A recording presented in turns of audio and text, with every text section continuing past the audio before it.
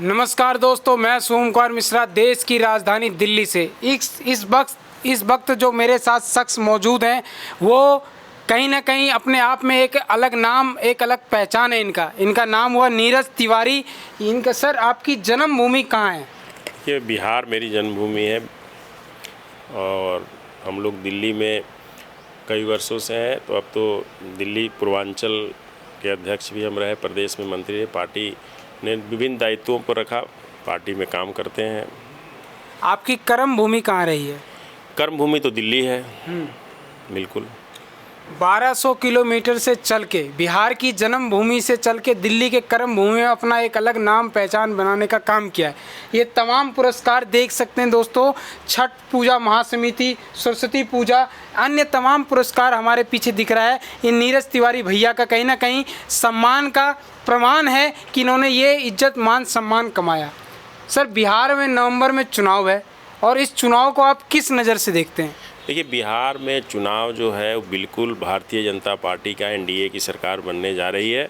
हम लोग नीतीश जी के नेतृत्व में वहाँ चुनाव हो रही है और विपक्ष नाम की कोई चीज़ नहीं है, क्योंकि जिस जंगल राज से निकाल के नीतीश जी और भारतीय जनता पार्टी बिहार को रास्ते पे लाए हैं, ट्रैक पर लाए हैं, उस ट्रैक से हम लोग नहीं निकलने देंगे।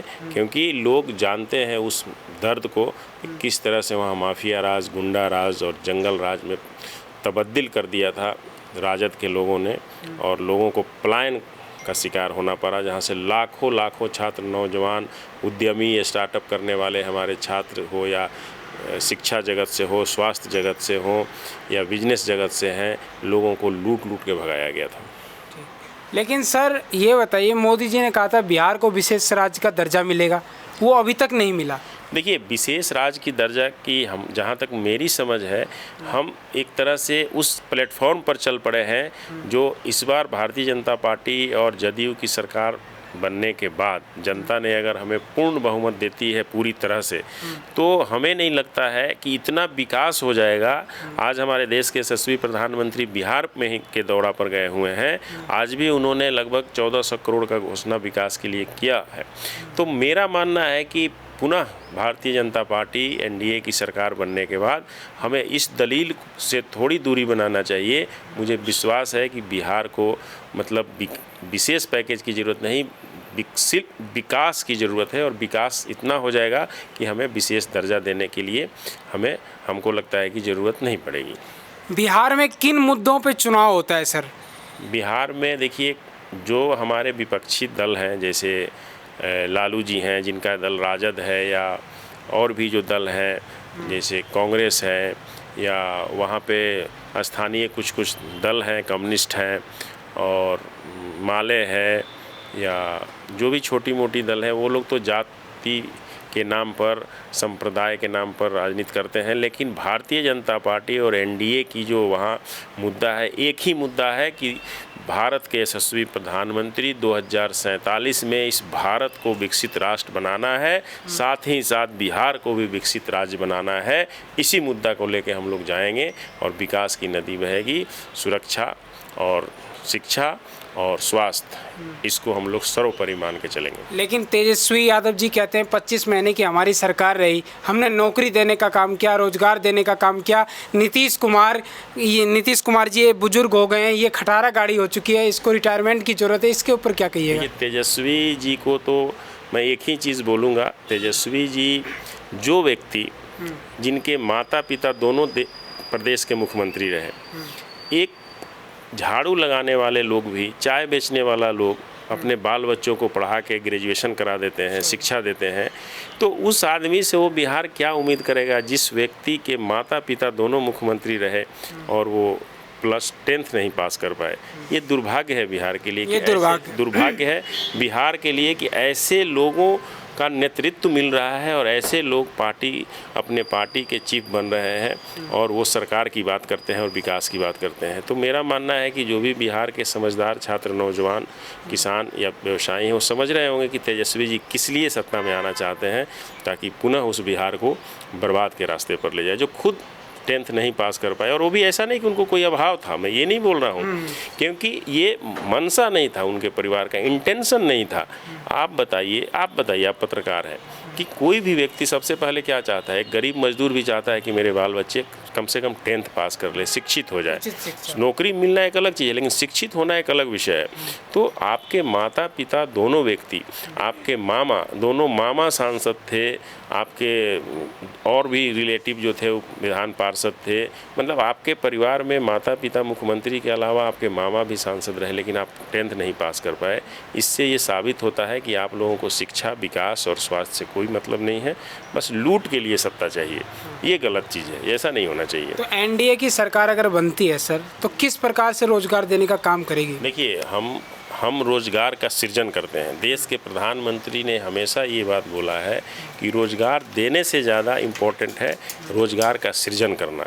अगर हम एक उद्योग बैठाते हैं तो वहाँ हजारों लाखों लोगों का रोजगार लग जाएगा, और हम 1000 लोगों को नौकरी देते हैं, उससे अच्छा है कि अगर हम 5 उद्योग धंधा बैठाते हैं, एक स्टार्टअप शुरू करते हैं। अगर एक बिहार का नौजवान दिल्ली, जयपुर, पंजाब, मुंबई, मद्रास, बेंगलोर जाके स्टार्टअप शुरू करता है तो उसके साथ सैकड़ों लोग जॉब पाते हैं। एक सिर्फ उसको नौकरी देने तो वही नौकरी करेगा। इसलिए हम लोग उस माइंड सेटअप की तरफ जा रहे हैं कि देश का जो संकल्प है प्रधानमंत्री जी का कि 1947 तक विकसित राष्ट्र बने, तो उसी संकल्प के साथ बिहार भी विकसित राज्य बने और वहाँ स्टार्टअप शुरू हो, वहाँ एक ऐसा वातावरण शुरू हो कि लोग जो बाहर हैं वहाँ अपना उद्योग धंधा व्यवसाय शुरू करें और वहाँ से जुड़ के रहें। बिहार से बिहारी पलायन होने का कारण क्या है? लालू जी, सिंगल रीज़न है, लालू जी और लालू जी का जंगल राज। कोई किंतु परंतु उसमें नहीं है। आप उस चीज़ का आकलन कर लीजिए। मेरा स्पष्ट मानना है लालू जी और लालू जी का दल और लालू जी का जंगल राज, यही एक वजह है जिससे लोग वहाँ से पलायन किए। और पलायन हर चीज़ का हुआ है, सिर्फ इसलिए नहीं हुआ कि लोग सोचते हैं नौकरी के लिए। वहाँ से व्यवसाय पलायन कर गया, वहाँ से उद्योग धंधा पलायन कर गया। आप एक समय था, आप सर्च कर सकते हैं किस तरह से उनके पार्टी के सांसद विधायक गुंडागर्दी करते थे, माफियागिरी करते थे, किस तरह से लोगों को दिन में 6 बजे के बाद चलना मुश्किल था प्रदेश के राजधानी से। तो ये सिंगल है लालू जी और लालू जी का परिवार। बिहार में सर जहरीली दारू पी करके लोग मर रहे हैं, इसके ऊपर क्या कहिएगा? जबकि नीतीश कुमार जी कहते हैं बिहार में दारू बंद है, बिहार में गुटखा बैन है। देखिए, ये बिल्कुल सही बात है कि ये घटना होती है। इसके लिए जो पूर्व में शिक्षा का विकास नहीं हुआ, इसलिए जो लोग नासमझ हैं, जो अनपढ़ हैं, उस तरह से दारू के नाम पे जहर पी लेते हैं। लेकिन जो दारूबंदी है उसका समर्थन हम करते हैं। और जगह भी दारूबंदी है, आप गुजरात में देखिए, गुजरात में दारू बंद है, कई जगह दारू बंद है, लेकिन वहाँ इस तरह की घटना नहीं, क्योंकि वहाँ जागृति है, लोगों में अवेयरनेस है। तो बिहार के नौजवानों को, मज़दूरों को और गांव-गांव में जाके ये अवेयरनेस करना होगा कि इससे कोई फ़ायदा नहीं है। आप थोड़ी देर के लिए पीते हैं, आपको बेवकूफ़ बनाया जाता है, आपकी बाल बच्चे इससे अगर जान जाती है तो बहुत बड़ा हानि है। सर, लास्ट और आखिरी सवाल आपसे ये है कि बिहार में पटना पीएमसीएच की हालत आप देख रहे हैं, बद से बदतर हो रही है।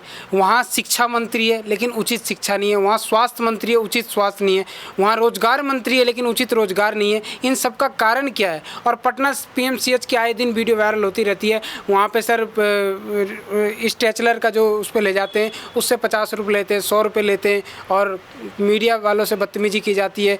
अब इलाज सही नहीं होता है, आँख का इलाज कराने जाइए तो हाइड्रोसिल का इलाज कर देता है, मतलब काफ़ी दिक्कतें हैं।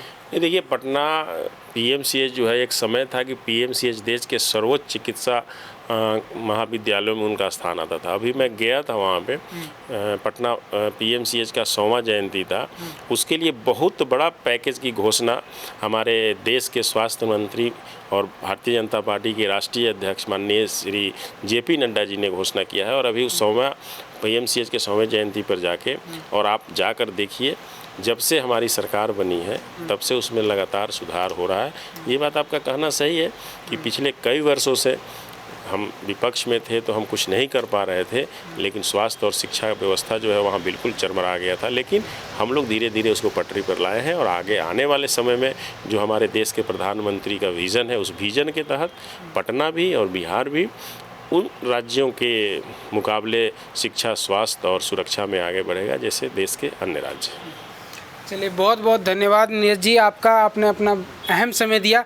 बाकी दोस्तों, नीरज तिवारी भैया की बातों से आप लोग कितना सहमत हैं? इन्होंने हर सवाल का खंडन करते हुए बिल्कुल निष्पक्ष रूप से और बेबाक तरीके से हर सवाल का उत्तर दिया। बिहार के शिक्षा के ऊपर बताया, बिहार के रोजगार के ऊपर बताया, बिहार में शराबबंदी के ऊपर बताया और बिहार में किस प्रकार से बिहार डेवलप करे और एनडीए की सरकार बनेगी, किस प्रकार से बनेगी, किस प्रकार से रोजगार लाएंगे बिहार में, इन सभी मुद्दों पे इन्होंने बेबाक तरीके से बताया। बाकी इनकी बातें आप लोगों को कैसी लगी और आप लोगों की क्या प्रतिक्रिया, हमारे कमेंट बॉक्स में निष्पक्ष रूप से आप अपनी राय जरूर रखें। मैं सोम कुमार मिश्रा, देश की राजधानी दिल्ली से। जय हिंद।